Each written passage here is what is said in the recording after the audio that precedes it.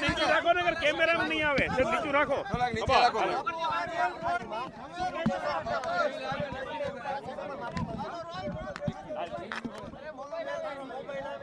બોલશો હવે અંદર બોલશો તો નહીં આવે.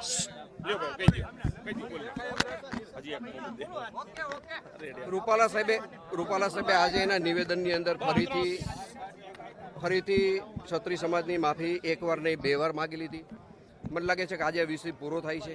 ક્ષત્રિય સમાજે 2 હાથ ઊંચા કરીને માતાજીની સાક્ષીએ રૂપાલા સાહેબને ટેકો જાહેર કરી દીધો છે. રૂપાલા સાહેબ પણ આજના કાર્યક્રમ પછી સંતુષ્ટ છે અને ક્ષત્રિય સમાજને રૂપાલા સાહેબની ભાષણ પછી અને અમારા બધાની સમજાવટ પછી સમાજને પૂરો સંતોષ છે. એટલે કોઈ રોષ જેવી બાબત હવે આ ક્ષેત્રમાં રહી નથી. બાપુ, અત્યારે સમાધાન પણ થઈ ગયું છે, છતાં પણ આવતીકાલે કદાચ કોઈ એવા વ્યક્તિઓ આંદોલન, જો એના માટે હું ખાસ કહી દઉં આમાં બધા આવી ગયા છે ને. મેં મારા ભાષણમાં જે વાત કરી એ જ વાત હું ફરીથી કરવા માંગુ છું. આવું કાંઈ મને આવડતું જ નથી. પહેલાં તો હું કોઈ જાતનો મોબાઈલ, આ એન્ડ્રોઈડ મોબાઈલ મને ખબર જ નથી પડતી. એમાં મારા વિશે કોઈ સારું લખે એવું મેં કોઈ દી જોયું નથી. કોઈક મને વાત કરે કે ભાઈ તમારા વિશે બહુ સારું લખ્યું છે, હું એમાં જોતો જ નથી. કોઈ એમ કે તમારા વિશે ખરાબ લખ્યું છે તો પણ હું જોતો નથી.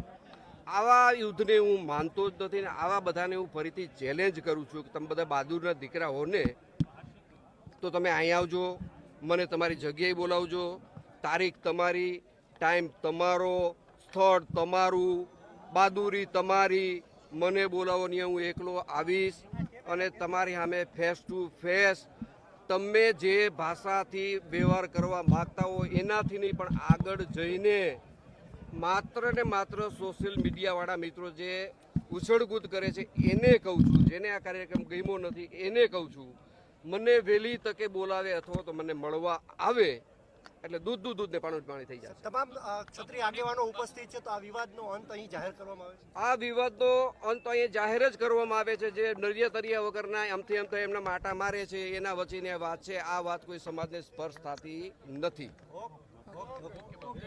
સમાજને કોઈ સ્પર્શ થતી નથી.